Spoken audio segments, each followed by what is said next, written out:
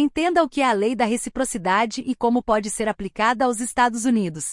De acordo com Geraldo Alckmin, o governo irá publicar um decreto de retaliação proporcional às tarifas até terça-feira 15, após a decisão unilateral dos Estados Unidos de taxar em 50% os produtos brasileiros. O presidente Luiz Inácio Lula da Silva PT afirmou que irá responder às imposições norte-americanas com base na Lei da Reciprocidade, sancionada por ele em abril deste ano e aprovada pelo Congresso Nacional com amplo apoio dos parlamentares. A Lei da Reciprocidade determina critérios proporcionais em caso de barreiras comerciais a produtos brasileiros, ou seja, com base na legislação, o Brasil oferece a cidadãos e governos do exterior o mesmo tratamento que eles dão ao país brasileiro, seja no âmbito comercial ou na concessão de vistos, na área econômica ou diplomática. De acordo com a lei, é possível que o Brasil adote medidas em respostas a possíveis ações estrangeiras que impactem negativamente a competitividade internacional brasileira.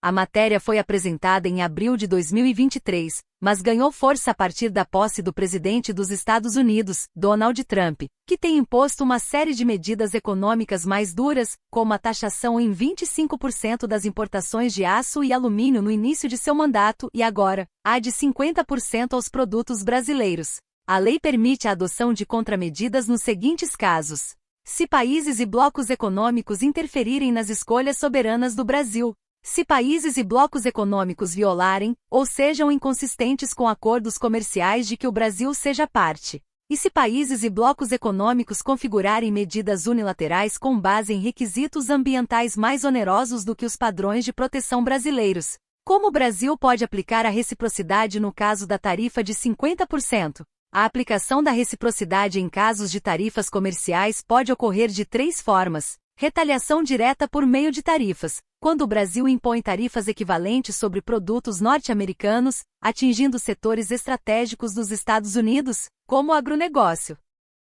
Ações multilaterais: o Brasil pode recorrer à OMC, Organização Mundial do Comércio, para contestar as tarifas, o que pode resultar em uma articulação com os outros países, também taxados pelos Estados Unidos, segundo Lula. Revisão de isenções comerciais: o país pode rever acordos bilaterais que beneficiem os Estados Unidos, seja no campo tributário, logístico ou consular. Como reação ao tarifaço de Trump, o governo de Lula utilizará a retaliação comercial proporcional por meio de um decreto, que será publicado até terça-feira 15, segundo o vice-presidente e ministro do Desenvolvimento, Indústria, Comércio e Serviços, Geraldo Alckmin.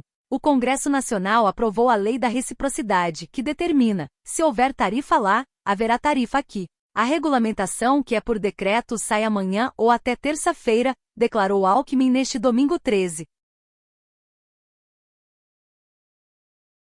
Do lado do Supremo Tribunal Federal, a crise escalou, porque nos últimos 2 dias, o líder, digamos assim, dessa campanha pró-taxação como forma de obter uma anistia para Bolsonaro, Eduardo Bolsonaro, o filho 03 do ex-presidente, acabou conseguindo, nos últimos 2 dias, fazer uma série de novos ataques ao Supremo Tribunal Federal, à Polícia Federal e à Procuradoria-Geral da República, agravando sobremaneira a sua atuação jurídica.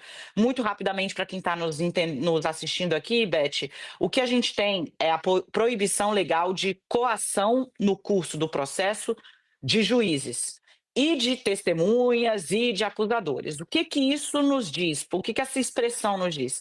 Que é proibido acuar, chantagear ou mesmo tentar interferir, constrangendo um julgador durante o curso de um processo, de uma apuração. E foi exatamente o que Eduardo fez, ameaçando o ministro relator do caso do pai dele, Alexandre de Moraes, a mulher do ministro relator do caso do pai dele, a doutora Viviane de Moraes, ameaçando ainda o policial que coordena o inquérito das fake news, Fábio Chor, policial federal, delegado da PF, e o próprio Procurador-Geral da República, num vídeo onde insinua que todos esses podem ser alvos de sanções financeiras por parte dos Estados Unidos, numa nova rodada de sanções das autoridades aqui no Brasil. Eduardo Bolsonaro está produzindo prova contra si mesmo e até o grupo que o suporta, que dá apoio a ele, né, que dá suporte a ele, diz: olha, ele só volta para o Brasil se voltar em 2027, se vencer um candidato da oposição, porque sabe que com a quantidade de provas que está produzindo contra si mesmo, Eduardo Bolsonaro está agravando essa situação.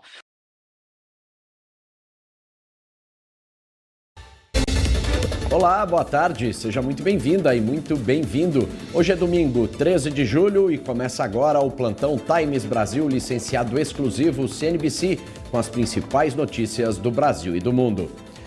A gente começa esta edição trazendo a informação de que o vice-presidente da República, Geraldo Alckmin, confirmou neste domingo que o decreto de reciprocidade deve sair amanhã.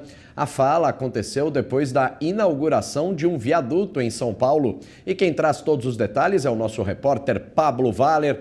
Oi, Pablo, muito boa tarde para você. Governo federal mobilizado em torno deste projeto de reciprocidade por causa do tarifaço de Trump, não é mesmo? Seja bem-vindo ao nosso plantão. É isso, boa tarde que acompanha a gente aqui nesse domingo. Estamos aqui, a inauguração desse viaduto que está aqui atrás de mim, em Francisco Morato, na região metropolitana de São Paulo. É onde também, nesse estado, Geraldo Alckmin foi 3 vezes governador e ele é que fez frente para conseguir esses recursos. E, de fato, dos 32 milhões de reais gastos, 81% vieram do governo federal. Mas é claro que aqui ele não falou só da obra realizada e também do tarifaço americano. Ele nos adiantou que a equipe de Lula já está formada e ainda essa semana busca por uma solução. Vamos ver como é que se pretende fazer isso, ouvindo o que ele disse. Olha, o Congresso Nacional aprovou uma lei importante chamada de reciprocidade, dizendo, olha, o que tarifar lá, tarifa aqui. E esta lei permite não só questões tarifárias, mas também não tarifárias, chamada. Ela precisava ser regulamentada, a regulamentação, que é por decreto, deve estar saindo amanhã ou terça-feira. Agora, o governo vai trabalhar no sentido de reverter essa taxação, porque entendemos que ela é inadequada, ela não se justifica, além de recorrer à Organização Mundial do Comércio. Bom, o presidente Lula defende a diplomacia e defende negociar, conversar com o presidente norte-americano, Donald Trump, para falar sobre tarifas. Donald Trump já disse que vai conversar com Lula em algum momento, mas não agora. Enquanto isso, o governo vai se respaldar aprovando uma lei para aplicar a reciprocidade se até 1º de agosto os Estados Unidos não voltarem atrás e implementarem essa tarifa de 50%, lembrando que o Brasil, dos 23 países mais a União Europeia, foi o que recebeu a maior taxação do governo dos Estados Unidos. Agora, a 1h53, o Federal Reserve responde discretamente a ataques do governo Trump. Esse é um dos destaques do nosso site, que já está aqui, o Times Brasil, licenciado exclusivo CNBC. Vamos conferir? Enquanto o governo Trump intensifica as críticas ao Fed e ao presidente da instituição, Jerome Powell, o órgão tem reagido de forma discreta através de uma nova página de perguntas frequentes. Publicações respondem diretamente a algumas das críticas feitas pela administração Trump ao projeto de renovação da sede do Fed. Powell, por sua vez, tem resistido às críticas e às reiteradas tentativas de pressão por parte de republicano para cortar os juros, principal ponto de atrito entre os dois. Para ver mais notícias como essa, acesse www.timesbrasil.com.br. Agora 1h54. Com a aprovação do projeto fiscal do governo dos Estados Unidos, uma das taxas que passam a vigorar impacta diretamente no valor cobrado para a emissão do visto para a entrada no país. O novo valor total a ser pago passa a ser de $250, equivalente a cerca de R$ 1.390 na cotação atual. A nova regra está entre as medidas aprovadas dentro do megaprojeto fiscal de Donald Trump, apelidado de One Big Beautiful Bill, ou um grande e belo projeto. Em determinada seção, o texto prevê a adição a qualquer outra taxa autorizada pela lei.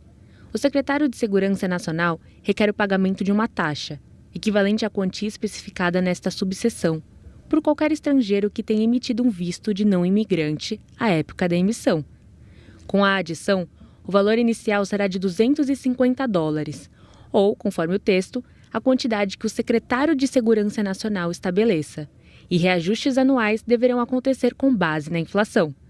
A Visa Integrity Fee, como foi chamada a taxa extra, será cobrada quando o visto for emitido. O documento para não imigrante, citado na lei, engloba, por exemplo, turistas, estudantes, jornalistas, au pairs, diplomatas e seus familiares, e pessoas que fazem tratamento médico nos Estados Unidos e os seus familiares. Atualmente, os interessados em emitir um visto de não imigrante para turismo, por exemplo, já têm que desembolsar $185. O governo americano não informou quando a cobrança da nova taxa entrará em vigor, mas o próximo ano fiscal americano tem início em outubro. Ao contrário da taxa já existente, obrigatória para a marcação da entrevista do visto, a nova taxa só é cobrada caso o estrangeiro tenha o visto aprovado. O projeto fiscal One Big Beautiful Bill chegou a ser visto como um dos principais triunfos políticos do mandato de Trump. Respeito é bom, nunca você me respeita, hein? O problema foi o seguinte, o Lula, será que ele deu respeito ao Trump? Vamos recapitular algumas coisinhas. Durante a eleição, o Lula chamou o Trump de nazista. A mulher do Lula, a primeira-dama Janja, xingou o Elon Musk, que era o principal aliado do Trump durante as eleições. Xingou o Elon Musk. Vocês se lembram disso? Eu não posso nem reproduzir o que ela falou aqui em inglês. Vocês estão lembrados disso. O Lula apoiou o Hamas que quer a destruição não apenas de Israel e de todos os judeus, como também a destruição dos Estados Unidos. E diz isso claramente.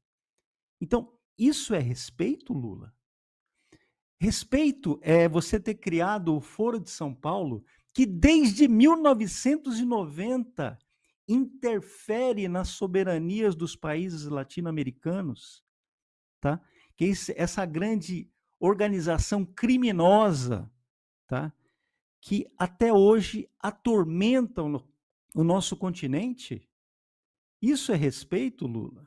Então, realmente, o Lula não é a pessoa mais habilitada para falar de respeito. E é muito interessante, ele fala muito mal, né, como vocês sabem, como a gente viu, mas ele também, acho que ele contratou uns redatores muito ruins. Eu não sei quem escreveu essa carta aí, mas é uma carta muito ruim, porque ele se denuncia na própria carta. Eu vou provar para vocês. Quando ele fala das redes sociais aqui, ele diz que no Brasil não se permite discurso de ódio, peguei bem o comecinho da expressão, discurso de ódio, racismo, pornografia infantil, golpes, fraudes e discursos contra as liberdades democráticas.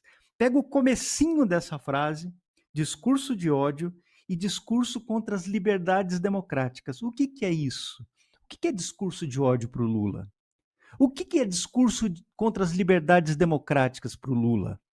É falar mal do governo dele, é criticar o governo dele, é criticar o Lula, é criticar o Moraes, é criticar o STF, é criticar a ditadura judiciária brasileira. Isso, para o Lula, é discurso de ódio. E isso é discurso contra as liberdades democráticas. Então, meus amigos, ele disse aqui, ele confessou na carta que vamos continuar censurando as redes sociais. É isso que eles fazem. E é uma coisa muito interessante, porque toda tarifa é ruim, né? Toda tarifa é ruim. Quem gosta de tarifa é esquerdista, né? Quem gosta de tarifa, imposto, é esquerdista. Toda tarifa é ruim. Mas as pessoas não entendem o significado político dessa medida do Trump. Ele está mostrando ao mundo inteiro que aqui nós temos uma ditadura. E essa história de negociar, né, de reciprocidade, essa é a reciprocidade que existe entre o leão e o mico-leão. Imagina o leão impondo sanções ao mico-leão, o mico-leão vai lá e diz, olha, eu vou impor sanções a você também. Quem é que vai ganhar no fim? É óbvio que o Brasil não tem a menor chance e vai ser esmagado nessa briga. E o Lula sabe muito bem disso. Mas, meus amigos, infelizmente, nós temos Na fábula grega, nós temos a resposta e a chave para entender o que vai acontecer agora. É a fábula do escorpião e do sapo, né? Lembra daquela fábula do escorpião e do sapo? Do sapo que carrega o escorpião, leva o escorpião até o outro lado do rio, e no fim ele pica o sapo, o escorpião pica o sapo, e os dois morrem juntos, né? O que o escorpião diz ao sapo? Olha, é da minha natureza. E é da natureza do Lula fazer isso que ele está fazendo. Ele vai levar o país para o abismo nessa guerra pessoal, nessa guerra de vingança, porque tudo que o Lula faz, tudo que o Lula pensa é vingança. É um governo baseado na vingança. E ele odeia profundamente o Donald Trump e vai nos levar para o abismo por essa guerra pessoal que ele tem com o Trump.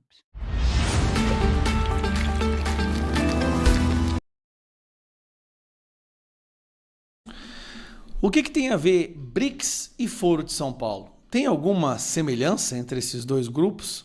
Eu vou te explicar nesse vídeo algo que eu percebi agora que pode explicar muito bem o que está acontecendo e por que os Estados Unidos está tendo essa reação contra o Brasil. E não é só Bolsonaro. Como vocês sabem, durante 60 anos criou-se o Foro de São Paulo, onde líderes da esquerda latina se reuniam para se elegerem, para um ajudar os outros para a sua eleição, sempre usando o dinheiro do narcotráfico. O que aconteceu? O objetivo era colocar líderes da esquerda nas presidências dos países da América Latina para depois criar uma espécie de continente bolivariano, acabar com as fronteiras e tudo se tornar um grande país, uma grande união contra os Yankees, né? Contra o imperialismo, aquela balela de maconheiro.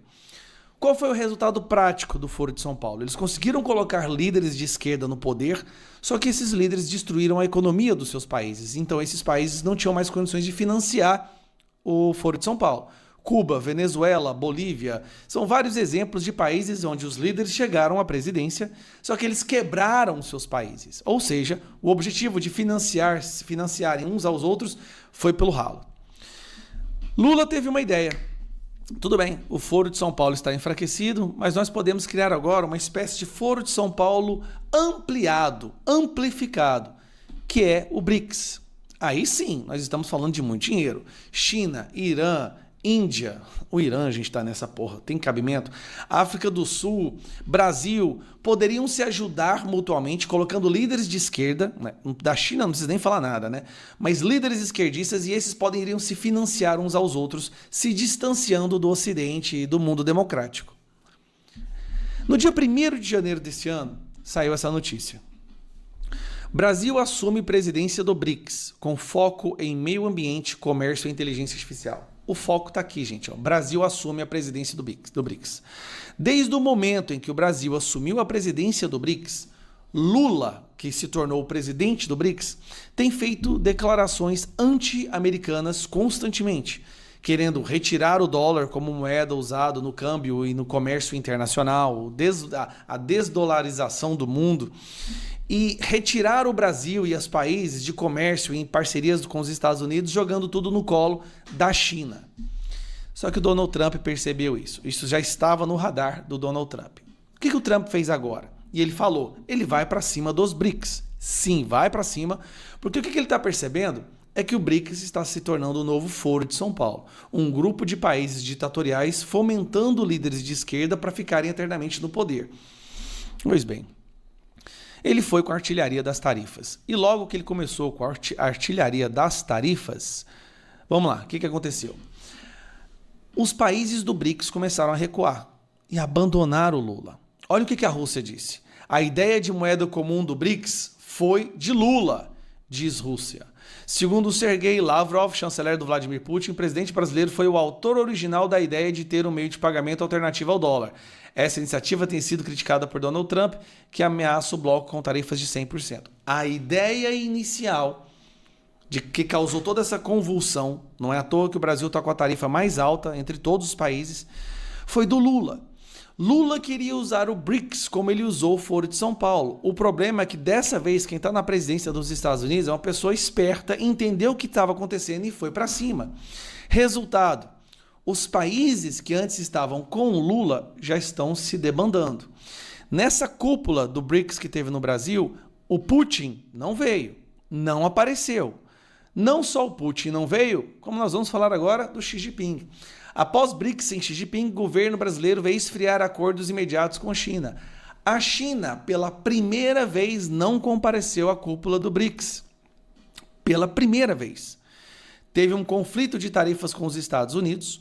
Os Estados Unidos chegou a cobrar 100% de tarifa, a China recuou. E acredite ou não, a China retirou tarifas de vários produtos que ela exporta para os Estados Unidos. E aqui vem o outro país que também saiu recentemente. Enquanto o Brasil fica no alvo, Índia tenta escapar da metralhadora tarifária de Trump apontada por BRICS. O país tem se esforçado para mostrar aos Estados Unidos que não concorda com planos do bloco de substituir o dólar como moeda de referência em transações comerciais e se distanciar da posição favorável do Lula. Peraí, principais países do BRICS, Rússia e China. Desculpa, China e Índia. São os principais países no que diz respeito a produto interno bruto e tal. População. Então nós já estamos vendo os dois principais países se afastando do Lula, Rússia se afastando, o Irã não veio, obviamente, quando quer ser bombardeado pelos Estados Unidos de novo. O Donald Trump está conseguindo isolar Lula completamente. Lula está se tornando radioativo não apenas na política nacional, mas na geopolítica. Índia e China se afastando do Lula e negociando as tarifas com Donald Trump. Qual foi o único país, o único governo, país não, mas o único governo que até agora se posicionou da forma mais imbecil e kamikaze, querendo bater de frente com os Estados Unidos? Se você disse Lula, você está certo. Lula quer bater de frente com os Estados Unidos, completamente ensandecido, enquanto países que são milhares de vezes mais fortes que o Brasil estão entendendo que tem que sentar na mesa e conversar. Só que aí vem o plus disso tudo. As condições do Donald Trump com outros países são condições de não entrar nessa onda do BRICS, não entrar com conflito econômico contra os Estados Unidos. Mas para o Brasil, ele reconhece que o Brasil está virando uma ditadura e colocou algumas condições a mais. Dentre elas, o fim da perseguição da direita, o fim desse julgamento absurdo e que o Moraes pare de jogar o nosso país cada vez mais no lixo internacional. Promoção Gazeta Total, com 80% de desconto nos 6 primeiros meses, você vai... O mundo já vê o Brasil como uma proto-ditadura. Isso aqui já não é um país democrático, só é na cabeça dos ministros do STF e na bolha que eles vivem de puxa-sacos. Mas para o resto do mundo, todo mundo já percebeu. Então a ideia do Lula era transformar o BRICS no Foro de São Paulo. Dessa vez os Estados Unidos não fez como antigamente não ter percebido, percebeu, reagiu, afastou os outros membros do BRICS através dessa guerra tarifária, ficou o Brasil isolado, o Lula completamente isolado, radioativo, salivando de ódio, tentando comprar briga com o país mais forte economicamente dizendo do mundo. Onde que isso vai dar? A culpa é de quem? Lula está desde o início que ele assumiu a presidência do BRICS, falando em bater de frente contra os Estados Unidos, desde o início, e fica falando sobre a ameaça do Donald Trump. Por favor, o Brasil tem que entender, a culpa disso tudo tem um nome, são duas pessoas. Lula, por comprar briga econômica com os Estados Unidos, e Alexandre de Moraes, por querer transformar um dos maiores países das Américas em uma ditadura. Dificilmente Donald Trump aceitaria isso. Uma ditadura dominada por um país comunista que tem os Estados Unidos como inimigo. Não, isso não vai acontecer. Então esse é o resumo. Assim, ficou claro o que estava acontecendo. Nós estamos vendo uma interferência internacional para impedir que o Brasil se torne uma ditadura, para impedir que o Brasil compre uma briga econômica com um país muito mais forte que ele e que seja muito mais prejudicado. Eu te garanto, se o Lula e o Moraes continuarem fazendo o que eles estão fazendo, a situação vai agravar e escalar a um ponto que talvez nós passaremos por uma das crises que nunca, jamais foi sequer cogitada por ninguém no nosso país.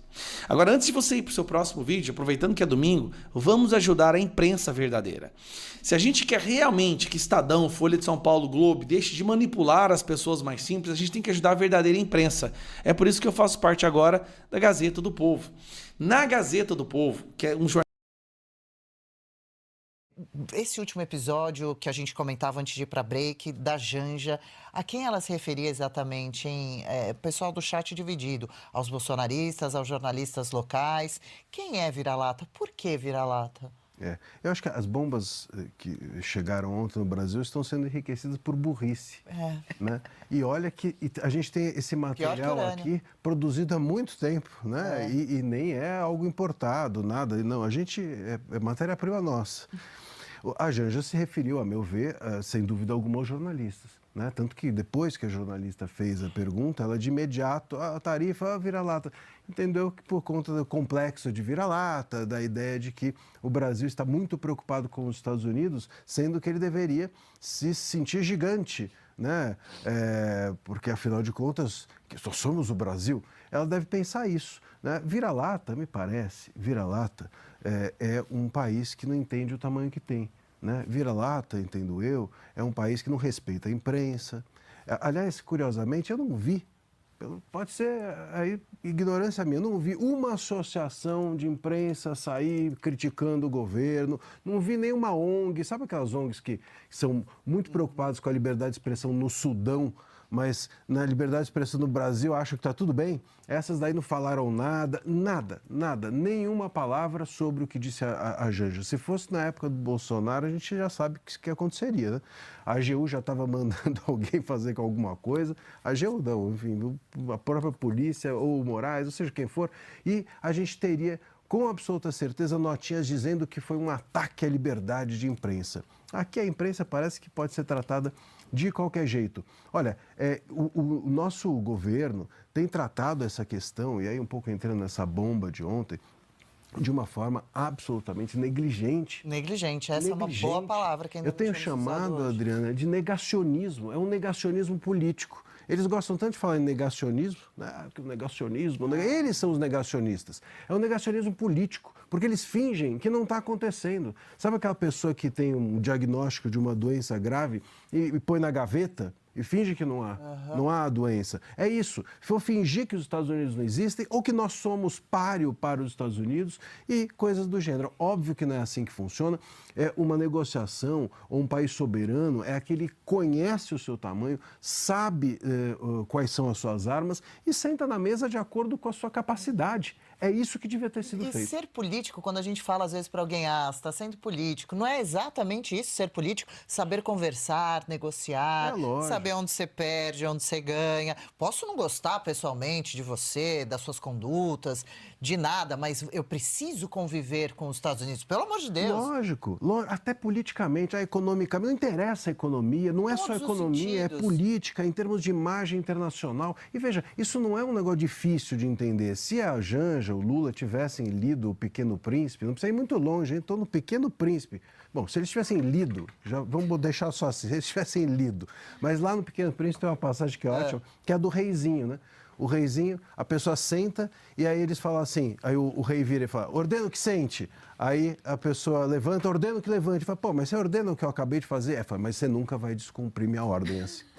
Marcília, a gente então tem toda essa questão, né, Donald Trump, bom, primeiro que sanção, a gente ficou até um pouco confuso, né, Marcília? Eu achei que o Fernando Haddad ficaria feliz, ou pelo menos sentiria uma inveja, né? Puxa vida, o Donald Trump então quer dizer que além de taxar o próprio país, consegue taxar outros? Quero fazer também. Achei que essa seria a reação do Haddad, que ele gosta bastante de taxar. Mas veja bem, Marcília, brincadeiras à parte, a gente tem uma situação bastante grave do ponto de vista econômico, já que a nossa economia já está bastante fragilizada, isso vai afetar também o nosso agronegócio, todas essas questões das sanções. A minha pergunta para você é em relação à situação do direito brasileiro, porque o Itamaraty ontem já saiu com algumas notas de novo, acabando com o nosso país ali em relação ainda ao BRICS, de novo repetindo essa história da soberania. Gostaria de ouvir de você primeiro em relação a essa tal de soberania que eles tanto falam, do ponto de vista do direito, essa ação Donald Trump, essas ações todas, por exemplo, do próprio Eduardo Bolsonaro, afeta de fato a soberania? Esse argumento tem validade do ponto de vista do direito e entender também como é que a gente vai ficar agora. Provavelmente Alexandre de Moraes vai dobrar a aposta, é o perfil dele, mas eu queria ouvir de você entender como vai ficar esses pormenores do direito diante dessa sanção Donald Trump ao Brasil.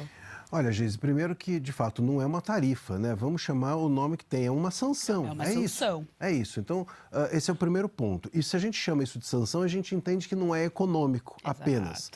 Então, inclusive, para qualquer solução que possa haver a esse imbróglio, nós precisaríamos, como premissa, topar negociar qual é a condição deles. E qual é a condição deles? O STF recuar. Parece claro que é essa a questão, a carta deixa isso óbvio de saída. O Bolsonaro está sendo injustiçado, deixem ele em paz, as liberdades estão acabando dentro do país de vocês, e aí ele entra na questão da tarifa. Mas essa é a premissa. O Lula não tem a menor condição de negociar essa tarifa, primeiro que ele não tem força, ainda que ele quisesse. Ele não tem força no STF. Ao contrário, o STF tem força no Lula. O STF manda no Lula e não o contrário. Então imagina o ridículo do Lula chegar e falar assim: ô Moraes, vamos parar com isso. Não vai acontecer, isso não vai acontecer. Ele não consegue fazer isso. Vamos só recuperar aqui também como o STF tem lidado com isso. O STF não está nem aí para isso tudo que está acontecendo, porque essas sanções não afetam a eles. Eles ganham o salário deles todo mês lá. Se a gente estiver aqui de cueca, sem dinheiro, eles estão recebendo o salário deles, com todos os benefícios. A gente teve há 2 dias atrás o próprio Congresso aumentando em milhões e milhões e milhões as verbas do STF, os cargos dentro do STF. Então eles não estão nem aí, eles não têm esse compromisso, essa preocupação com as consequências de uma sanção dessa. O STF. O Lula não tem força no STF. O STF não tem comprometimento, vive num bunker isolado e blindado de tudo e todos. Quem vai resolver? Quem vai negociar essa condição? Não vai acontecer. Então, me parece que o que precisa haver para a solução, vamos dizer assim, ela precisa passar por um envolvimento da sociedade. As elites precisam se preocupar com isso, o mercado precisa se preocupar com isso, a gente precisa entender, inclusive, que isso não vai parar aí.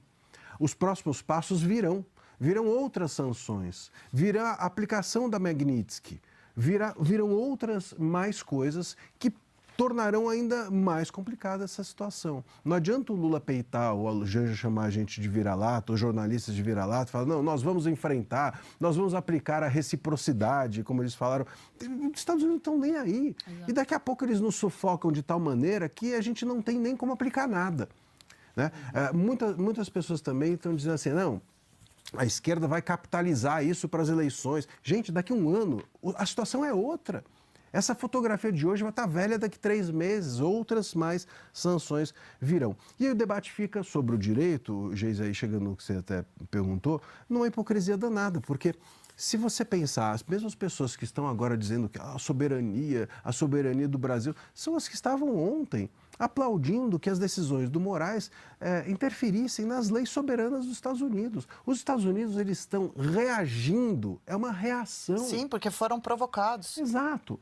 Legal, gostou desse corte? Estamos ao vivo de segunda a sexta-feira, das 10 ao meio-dia, no YouTube da Revista Oeste.